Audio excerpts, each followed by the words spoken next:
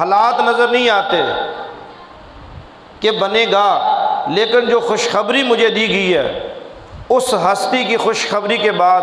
مجھے امید ہے کہ انشاءاللہ ایک اسلامی ریاست قائم ہوگی۔ تو جب آپ سے پوچھا گیا پیر سید جماعت علی شاہ صاحب نے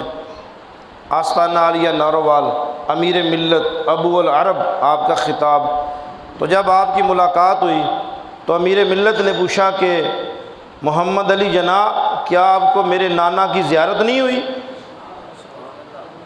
انہوں نے کہا جی آپ کو کیسے پتہ؟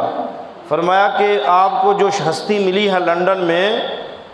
انہوں نے آپ کو یہ کہا نہیں کہ اس طرح برصغیر پاک و ہند کے دو ٹکڑے ہوں گے، گاندھی راج ٹوٹے گا اور ہندو سامراج ٹوٹے گا، انگریز کا راج ٹوٹے گا؟ تو وہ جس کی زیارت ہوئی ہے وہ میرے نانا تھے جن کا نام اسم گرامی محمد صلی اللہ علیہ وسلم ہے۔ تو پھر بابا جی اس پہ ڈٹ گئے کہ اب یہ نہیں ہو سکتا جو میرے آقا کی زبان سے نکلے، اب یہ نہیں ہو سکتا یہ ملک نہ بنے۔ تو پھر 14 اگست 1947 کی وہ رات بھی آئی کہ چند لمحے پہلے متحدہ ہندوستان ہے، اور جب 14 اگست کی رات کا وقت آیا تو اعلان ہوا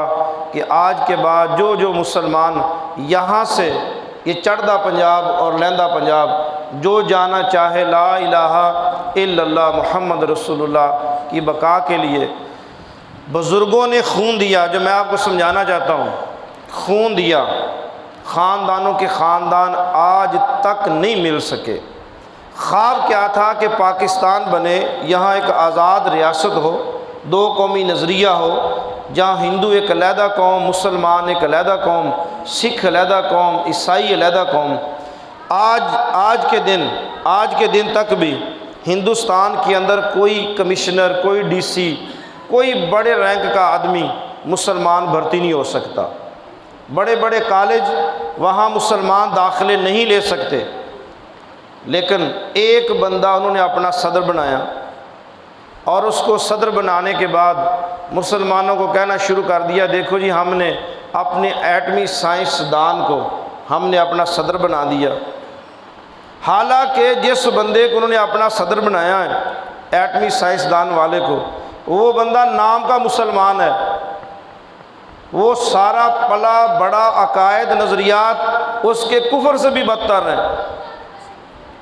وہ مرزئی ہے،